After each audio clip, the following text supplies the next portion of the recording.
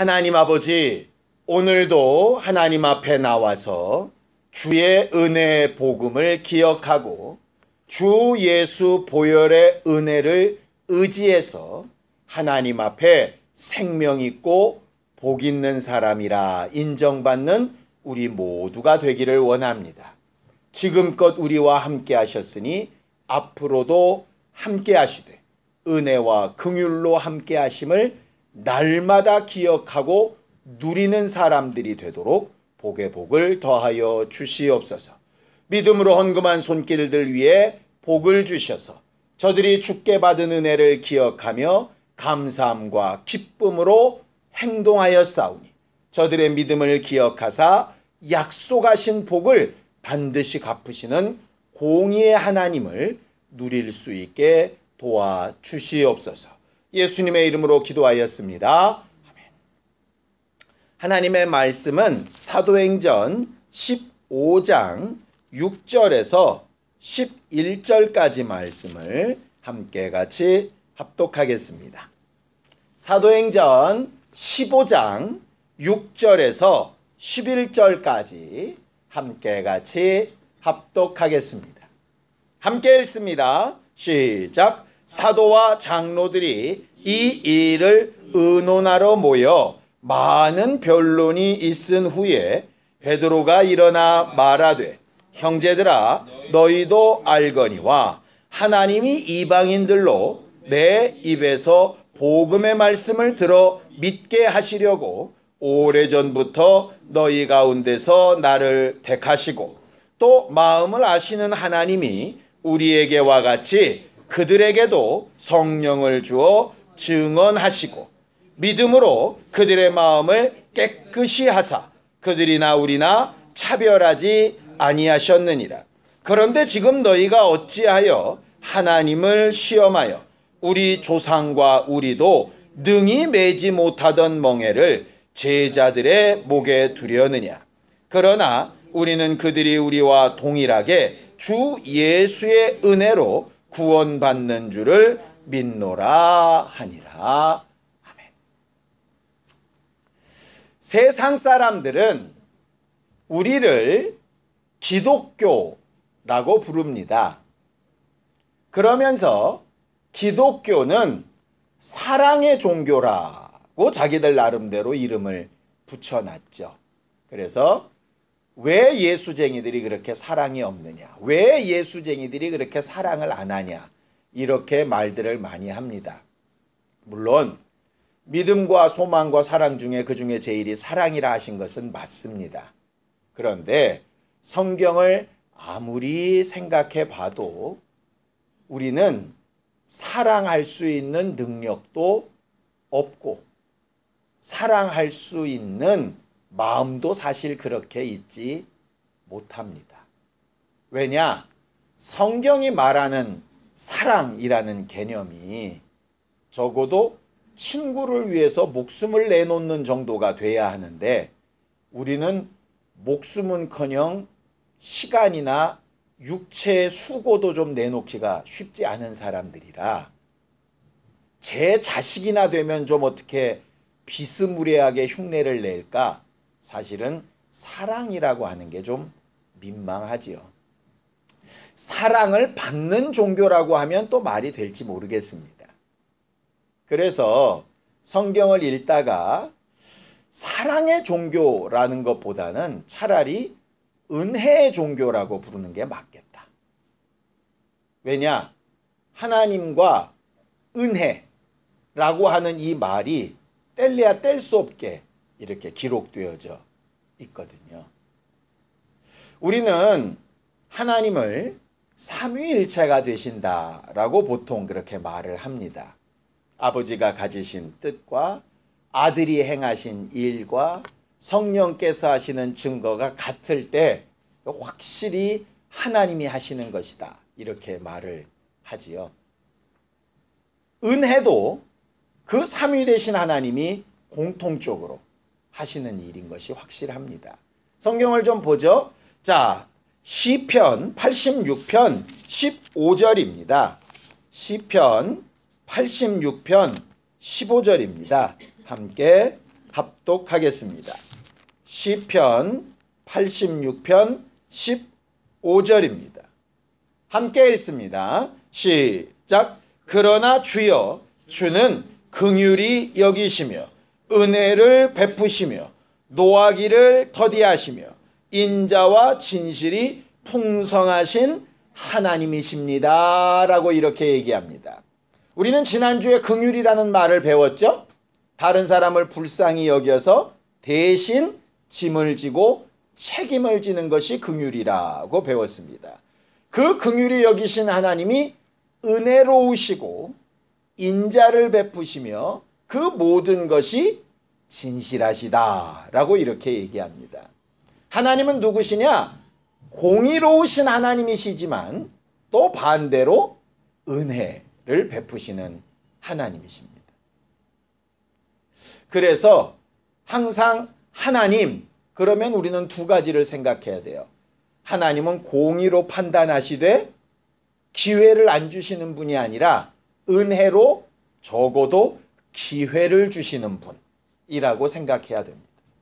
그래서 우리가 은혜를 받으라, 구원받을 만한 때가 이때다, 보라 지금은 은혜의 날이다, 이렇게 말하는 것이 뭐냐면 하나님의 공의의 심판이 있기 전까지 하나님이 주신 기회가 있다라는 거예요.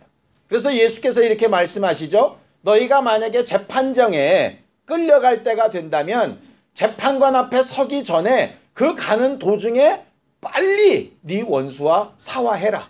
그래야 그 앞에 갔을 때 너희에게 유익함이 있다라고 가르쳐 말씀하시죠.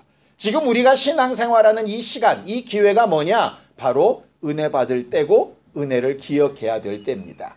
공의를 두려워하면서 은혜의 기회를 놓치지 말아야 될 때인 것이죠. 그 하나님께서 은혜의 기회로 주신 분이 누구냐? 예수십니다. 요한복음 1장 17절입니다. 요한복음 1장 17절입니다. 함께 합독하겠습니다. 요한복음 1장 17절 함께 읽습니다. 시작. 율법은 모세로 말미암아 주신 것이요 은혜와 진리는 예수 그리스도로 말미암아 온 것이다 그랬어요. 하나님 안에 있는 그 은혜, 그 긍휼은 누구를 통하여 온 것이냐? 예수 그리스도를 통하여 온 것이다 라고 그러죠. 그래서 예수를 누구라고 부르냐면 은혜의 주라라고 이렇게 부릅니다. 그럼 성령은 누구시냐? 고린도전서 2장 12절에 너희가 세상의 영이 아니라 하나님께로부터 온 영을 받았는데 그 영이 하는 일이 뭐냐? 하나님이 은혜로 주신 것들을 생각나게 하려 하심이라 이렇게 되어져 있어요. 그러니까 이렇게 됩니다. 하나님 아버지는 공의로우신데 그 공의가 너무 무섭고 두렵기 때문에 그 공의로 서기 이전에 반드시 은혜라고 하는 기회를 주시는 분이에요. 그 은혜의 기회로 오신 분이 예수시고 그 긍휼의 대가로 오신 분이 예수시라서 우리를 위해서 대신 짐을 지고 십자가를 지고 죽음을 담당하시고 살 수 있는 하나님의 공의의 심판에서 자유할 수 있는 기회를 몸소 나타내 주신 것이 바로 은혜의 주인이신 예수 그리스도시죠. 성령은 그렇게 은혜 받은 자들이 오늘을 살아가면서 여전히 연약하고 부족해서 하나님의 공의 앞에 도무지 자유할 수 없는데 자유할 수 없는 그때에 주의 은혜를 생각나게 하시고 받은 은혜를 기억하게 하셔서 또다시 새롭게 또다시 새 힘을 얻어서 시작할 수 있는 마음을 주시는 이가 성령이시라고 하는 거예요. 반대로는 마치 무언가 된 것처럼 이제 공의의 심판은 나랑 상관도 없는 것처럼 사는 자들에게 아니다. 너희 본래는 공의의 심판 앞에 멸망할 수밖에 없는 자들인데 너희가 받고 의지하는 그 은혜 때문에 살게 된 거라고 그 은혜를 기억나게 하신다라고 하는 거예요. 성령께서 우리 안에 은혜를 기억하게 하시는 방법은 그래서 두 가지입니다. 스스로 죄인이라 생각하여 낙심하는 자에게는 은혜 받았음을 기억나게 하셔서 자유하고 힘을 얻게 하시고 스스로 뭔가 자격 있다고 착각하는 교만한 자들에게는 은혜를 기억하게 하셔서 내가 은혜 없이는 살 수 없는 자인 것을 겸손하게 고백하게 하시는 거죠. 그래서 성령의 역사는 마치 양날검과 같습니다. 신앙생활을 지금 잘하고 있는 자들에게도 성령의 역사는 필요하고 잘 못하고 있는 자들에게도 성령의 역사는 필요하죠. 어쨌든 하나님 아버지도 아들도 성령도 어쩐 일로 하나가 되어 역사하시느냐? 은혜라고 하는 그 한 가지 일로 역사하시는 거예요. 왜냐? 은혜가 없으면 우리에게는 소망도 없고 희망도 없기 때문에.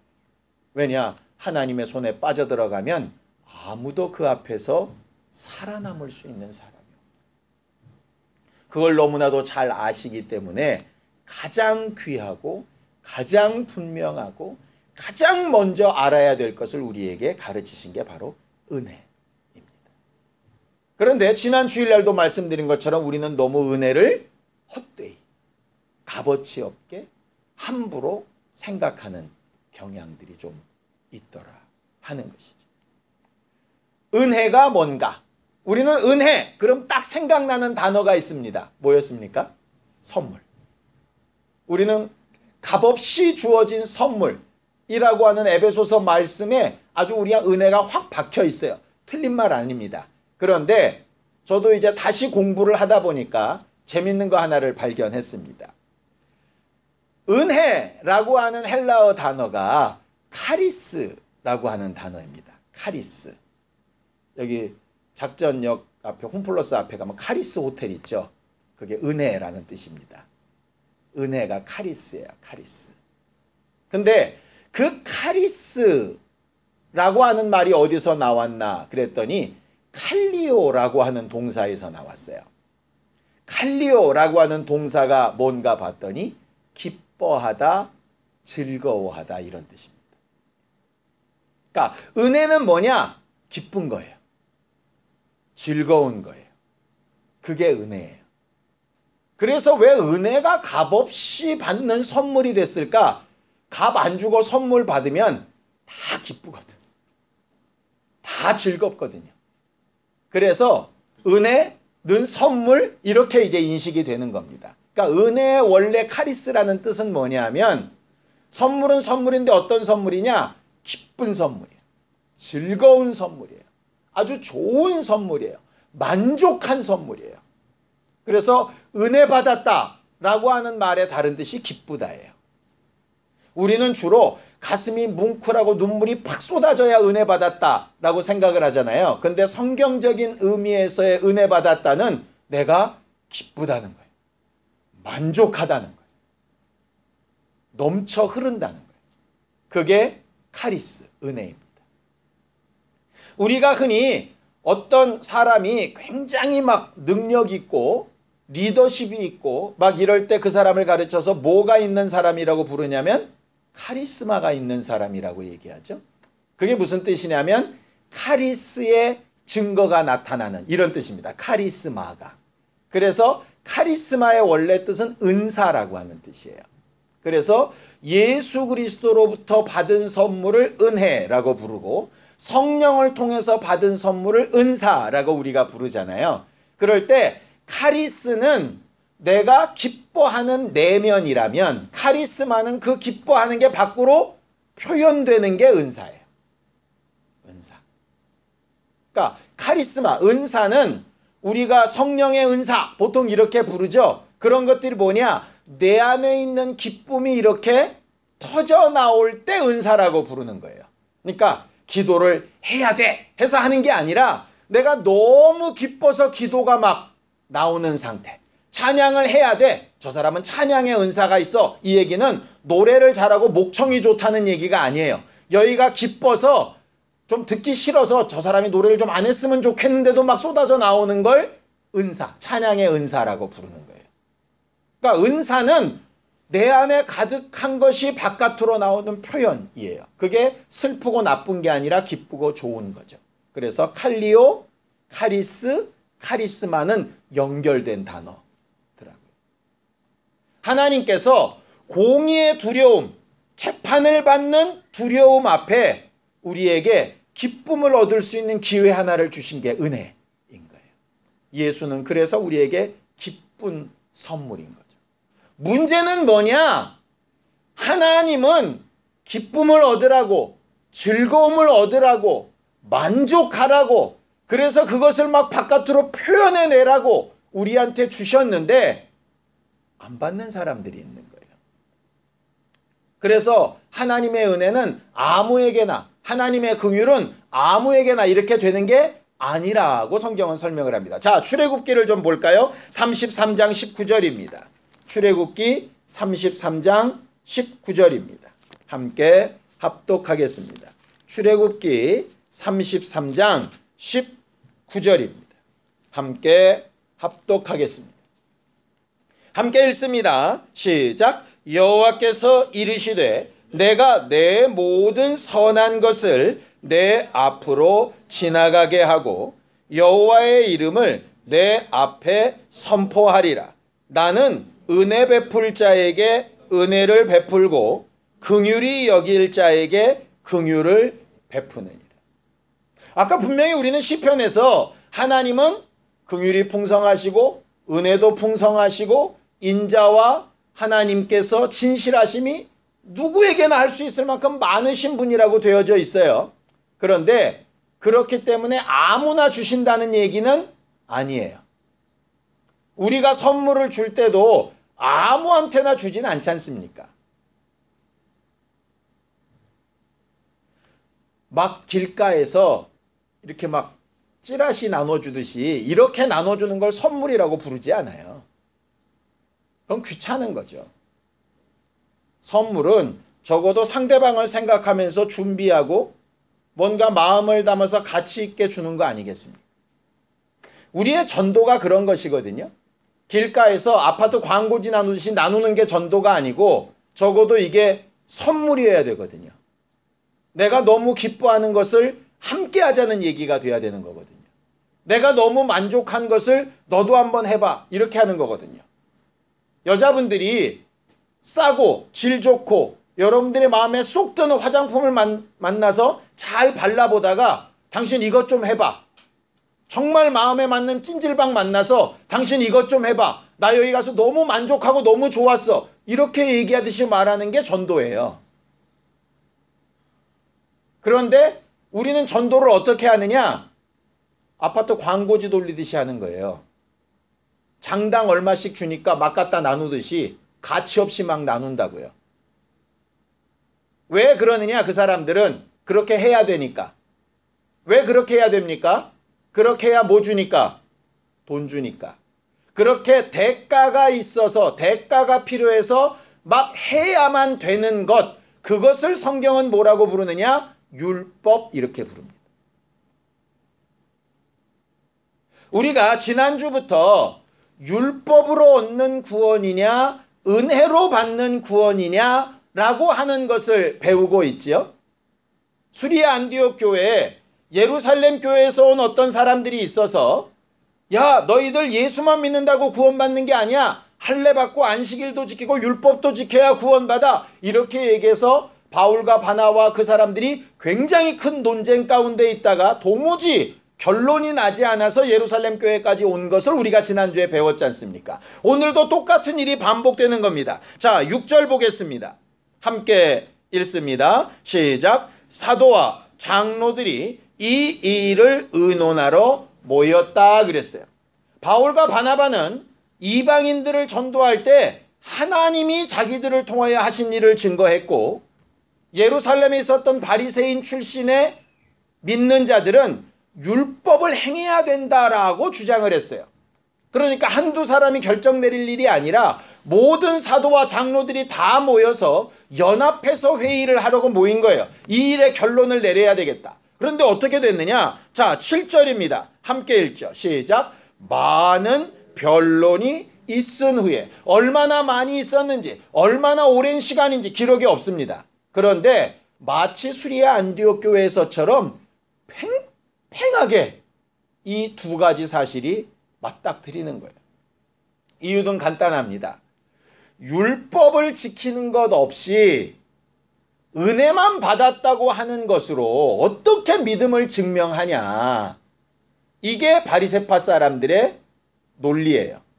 반대로 바울과 바나바는 예수 그리스도의 은혜 이외에 다른 이름을 주신 적이 없는데 그것 말고 다른 구원의 조건이 필요하다면 예수 그리스도의 은혜가 불완전하다는 얘기냐.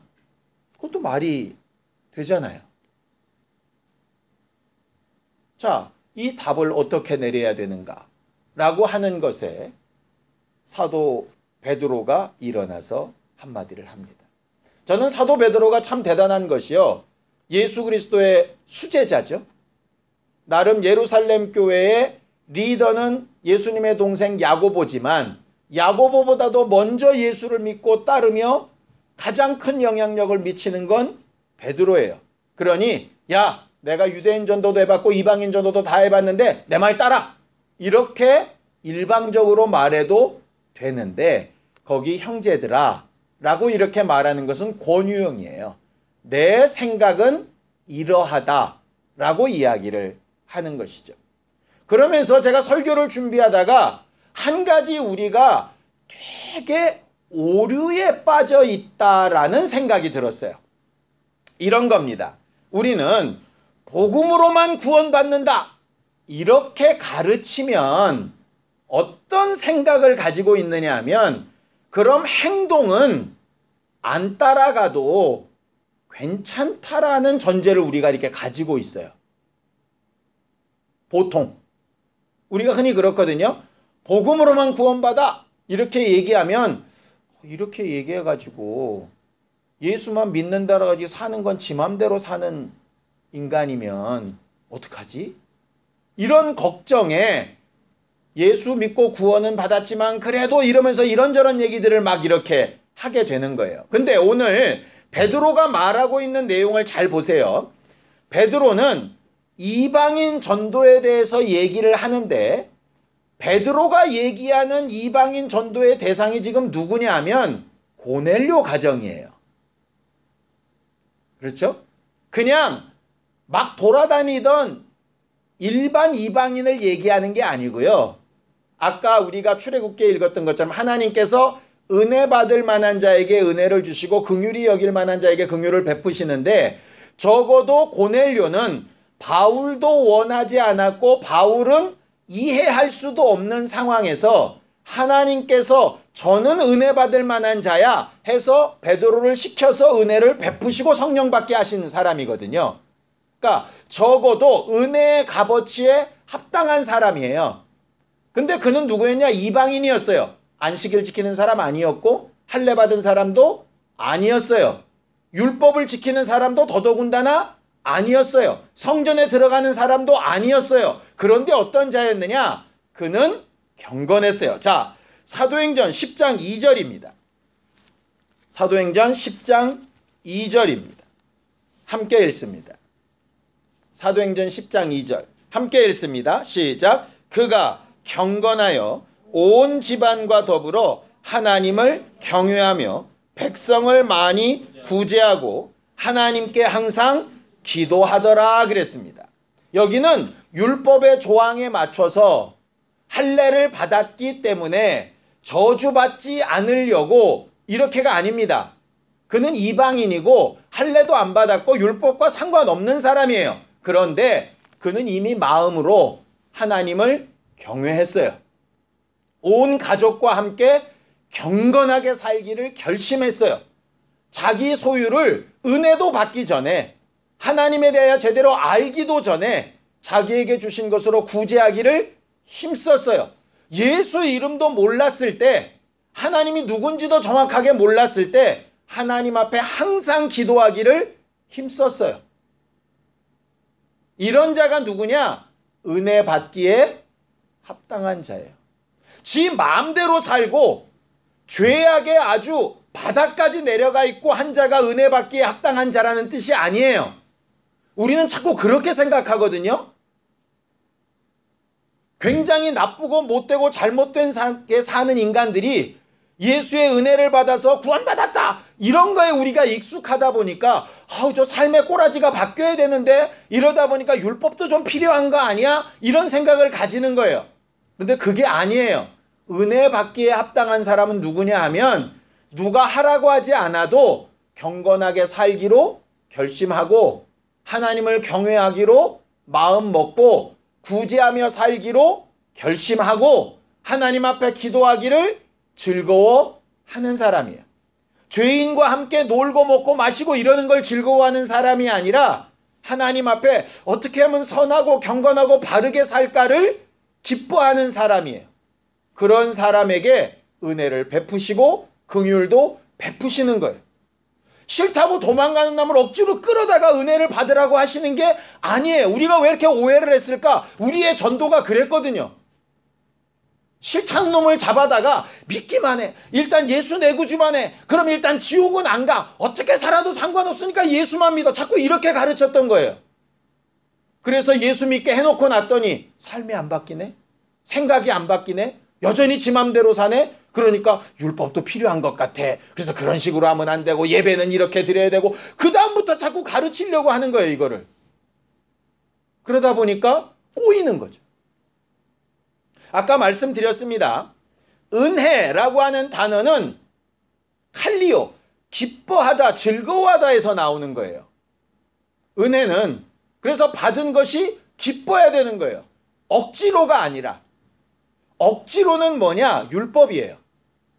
율법은 할례 받기 싫어요. 근데 할례 안 받으면 백성 중에서 끊어진대. 그러니까 끊어지기 싫어서 할례를 받는 거죠. 즐거워서 받는 게 아니에요.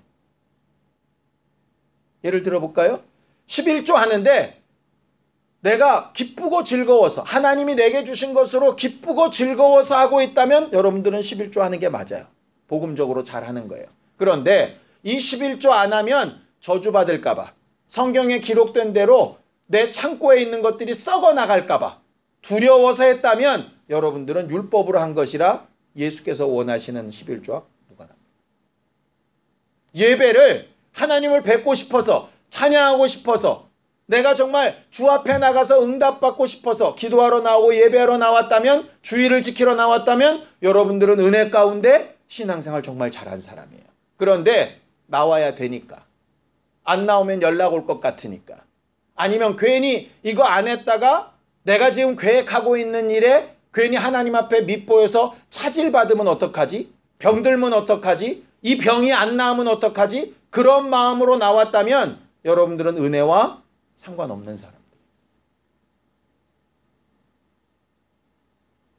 두려움에 억지로 해야 되니까 뭔가 대가를 요구하는 것이라면 은혜와 무관해요. 여러분들 선물과 뇌물의 차이를 압니까?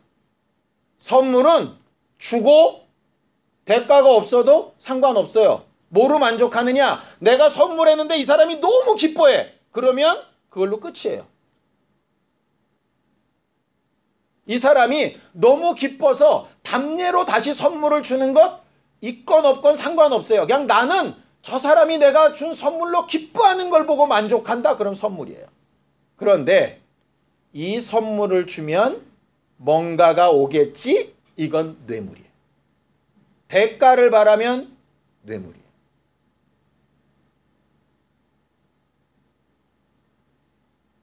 예수는 우리 안에 은혜를 받아서 기쁨과 즐거움으로 신앙생활하기를 원하세요. 그 기쁨과 즐거움으로 하는 예배, 그 기쁨과 즐거움으로 하는 찬양, 그 기쁨과 즐거움으로 하는 봉사, 그 기쁨과 즐거움으로 하는 헌신이라면 내가 만족해가며 누가 인정하든 인정하지 않든 내가 받은 그 은혜가 기뻐서 하는 일이라면 그렇다면 하나님은 그거 얼마든지 인정하실 거예요. 그게 은혜로 사는 사람들이에요. 그런데 이렇게 하면 이렇게 도우시겠지. 내가 저렇게 하면 이렇게 도우시겠지. 우리가 연약하고 부족하니까 그런 마음으로 신앙생활 할 수 있는데 그러면 어느 일정 부분 우리는 여전히 아직도 율법에 매인 사람들이에요. 이걸 악용하는 사람도 있겠죠. 할 수 없어요. 왜냐하면 어차피 그래? 굳이 그럼 뭐 갚을 필요가 없는 거야? 굳이 그렇게 행동할 필요 없어? 이렇게 하는 거라면 그 사람은 애시당초 받은 은혜부터가 진짜 은혜가 아니기 때문에 사실은 그렇게 행동하나 안 하나 하나님 앞엔 상관이 없어요. 이렇게 말씀드리면 좀 죄송스럽지만 그런 사람들은 실질적으로는 본인은 얼마나 신앙생활을 잘했다 많이 했다 생각할지 모르지만 하나님의 기억 가운데는 아마 없을 수도 있어요.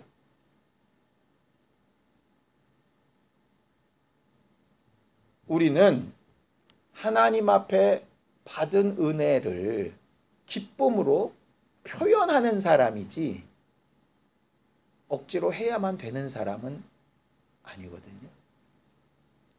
감사가 뭡니까? 내가 받은 것이 너무 기뻐서 자원하는 마음으로 하는 게 감사잖아요. 그런데 해야만 되니까 하는 감사는 사실은 전혀 기쁜 게 아니에요. 저도 그런 거 해봤거든요. 손님이 오시면 사례 드리고, 집회하면 사례 드리고, 무슨 행사 때 목사님들 모시면 사례 드리고 이런 거 해봤거든요. 어떤 경우는 정말 감사해서, 왜? 평소에 그분이 우리를 위해서 얼마나 기도하시는지, 얼마나 우리를 위해서 노심초사하시는지, 얼마나 관심을 가지고 사랑하시는지 너무 잘 알아서 이거보다도 좀 더 해드리고 싶은데 이런 마음으로 할 때가 있어요. 그거는 사실 진짜 감사죠. 그런데 해야만 되니까 하는 감사. 그거는 사실은 감사가 아니에요. 은혜와도 거리가 멀어요. 사람은 상관없이 받습니다. 왜? 봉투가 두꺼우면 무조건 좋으니까. 그러나 하나님은 그것과 상관이 없으신 거예요. 자원함과 기쁨이 거기에서 나오는 거예요. 제가 여러분들에게 우리 교회를 처음 개척할 때 자원함과 기쁨으로 합시다. 이건 은혜 받은 사람만 가능한 거예요. 그래서 이렇게 생각하면 될 것 같아요. 오늘 말씀 들었더니 모르는 말씀을 깨달았다. 그게 은혜일까? 아니요. 진짜 은혜는 자원함과 기쁨이 나와야 은혜인 거예요. 말 그대로 카리스 되려면 카리스마, 그 기쁨의 표현이 나와야 기쁨인 거예요. 사랑과 재채기는 감출 수가 없다면서요. 은혜 받은 건 감출 수가 없어야 되는 거예요. 중요한 것 하나가 있죠. 여러분은 그럼 어떤 때 은혜 받습니까? 어떤 때 기쁘고 즐겁고 만족합니까? 돈이 생길 때라면 여러분들은 돈의 은혜 받은 사람입니다. 병이 나을 때라면 여러분들은 치료받을 때 은혜 받은 사람이에요. 자식이 잘 될 때 기쁘다면 여러분들은 자식을 통해서 은혜 받은 사람입니다.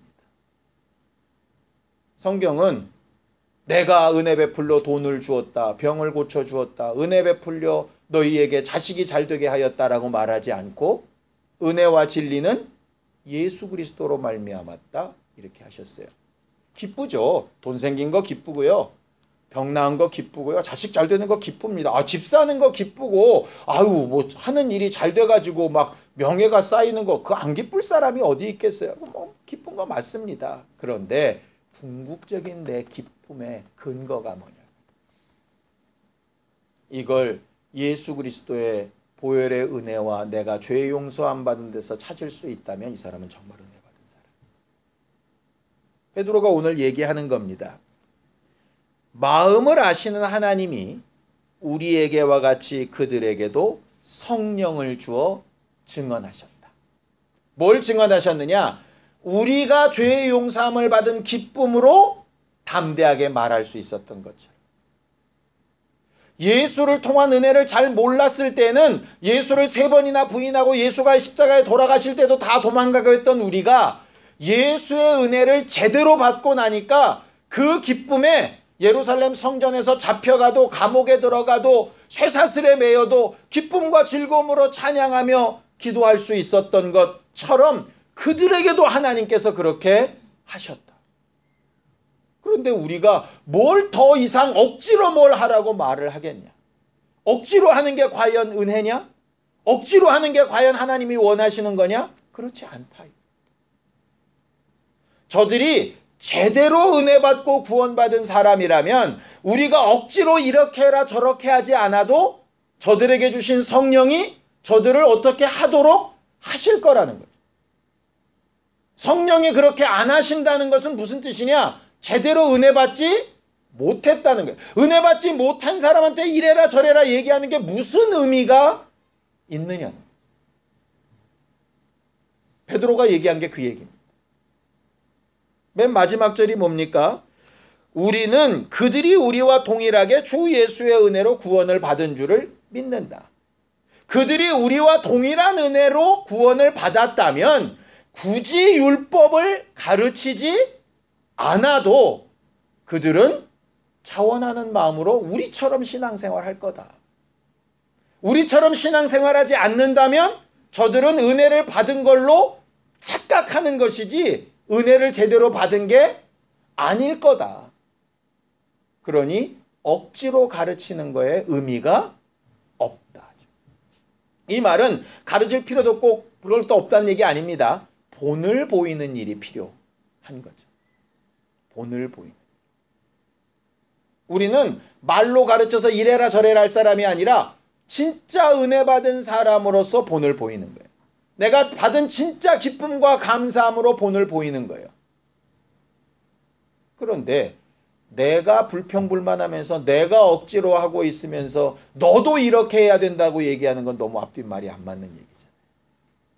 그 말은 저들을 위해서도 아니고 결국 자기가 억지로 뭔가 하고 있는 게 나만 하는 게 너무 억울하니까 너도 같이 고생하자 이런 말밖에 안 되는 거예요. 은혜 받은 것은 정말 기쁨으로 하는 일이에요. 제가 예전에도 배웠거든요. 칼리오, 카리스, 카리스마 같다. 근데 그냥 머릿속으로만 알았지 연결이 잘 안 됐었어요. 근데 설교 준비하면서 확실히 연결된 게 그 부분이에요. 아, 은혜 받았다라는 사실은 기쁘고 만족해서 누가 옆에서 말리거나 말거나 상관없이 내가 주 앞에 막 표현하는 거구나. 그러니 설교할 때 믿으면 아멘 하시오. 이건 좀 이상한 거죠. 진짜 은혜 받으면 안 시켜도 아멘 할 거예요. 진짜 은혜 받으면 같이 박수치며 찬양합시다 안 해도 할 거예요. 진짜 은혜 받으면 일어나세요 앉으세요 이런 거 안 해도 할 거예요. 진짜 은혜 받으면 헌금 이렇게 합시다 이렇게 모입시다 할 거예요. 그렇지 않다는 건 한 가지 이유밖에 없어요. 은혜 받지 못하기 때문이에요. 근데 사람들의 가진 오해와 착각. 나는 은혜는 받았는데 내 삶이 아직 연약해. 이거는 은혜를 받았는 데가 아닌 거죠. 선물을 기쁨으로 받은 게 아니라 뇌물처럼 받은 거예요. 하나님께서 이렇게 하셨으니 내가 뭔가를 해드려야 될 것 같은 부담감에 받은 거예요. 그게 전혀 기쁨이 안 된 거예요. 그렇다면 여러분들과 하나님과의 사이는 뭔가 문제가 있는 거예요.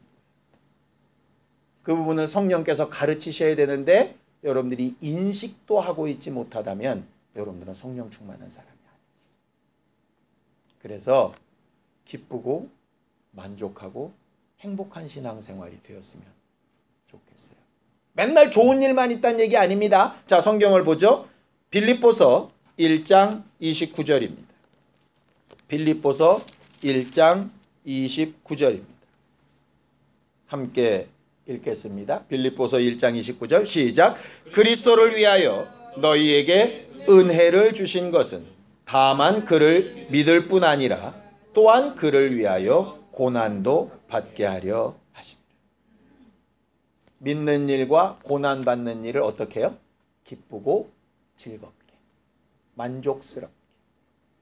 왜냐? 내 이 수고가 저 사람에게는 참 기쁨이 될 줄로. 내 이 수고가 예수 그리스도와 하나님께는 참 기쁨이 될 줄로 알기 때문에 수고를 마다하지 않는 거예요.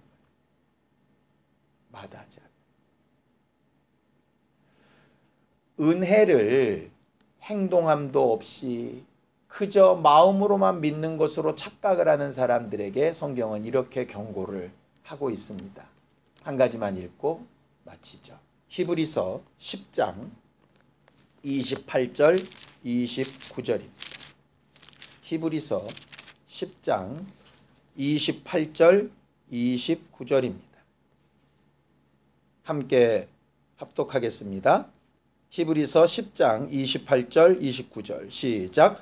모세의 법을 폐한 자도 두세 증인으로 말미암아 불쌍히 여김을 받지 못하고 죽었거늘 하물며 하나님의 아들을 짓밟고 자기를 거룩하게 한 언약의 피를 부정한 것으로 여기고 은혜의 성령을 욕되게 하는 자가 당연히 받을 형벌은 얼마나 더 무겁겠느냐 너희는 생각하라.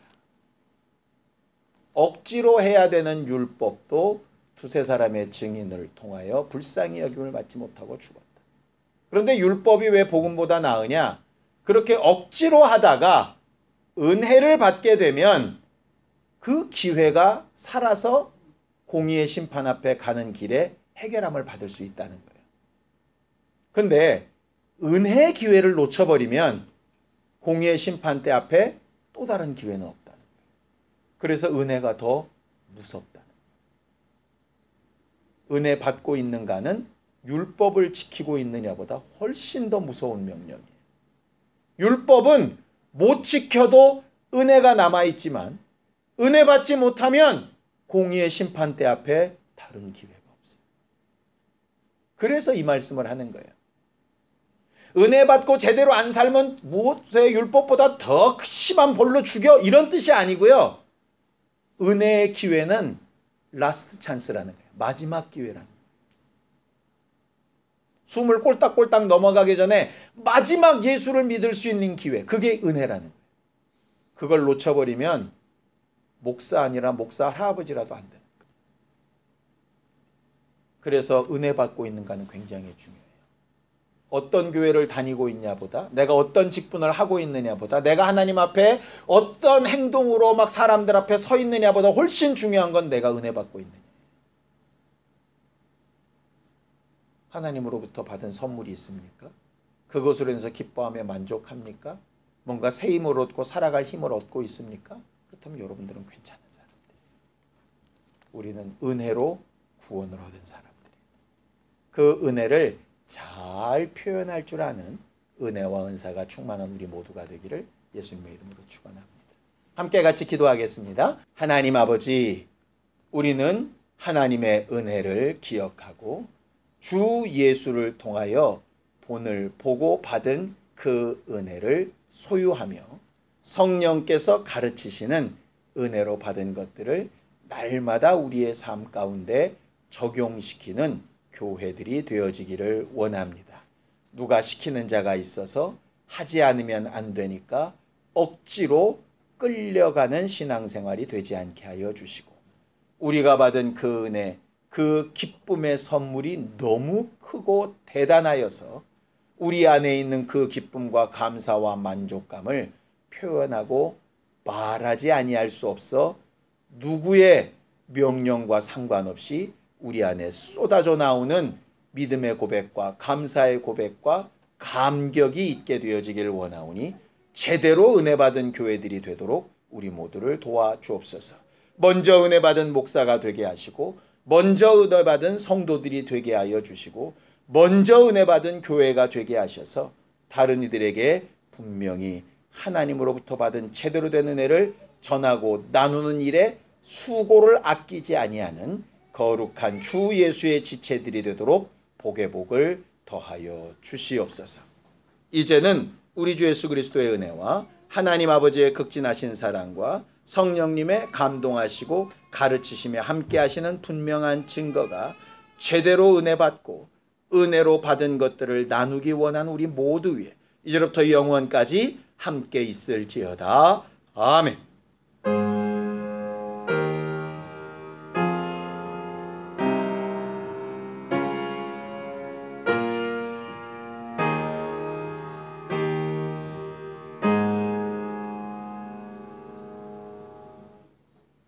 우리 예배 받으신 하나님 앞에 감사하는 박수 내겠습니다. 수고하셨습니다. 감사합니다.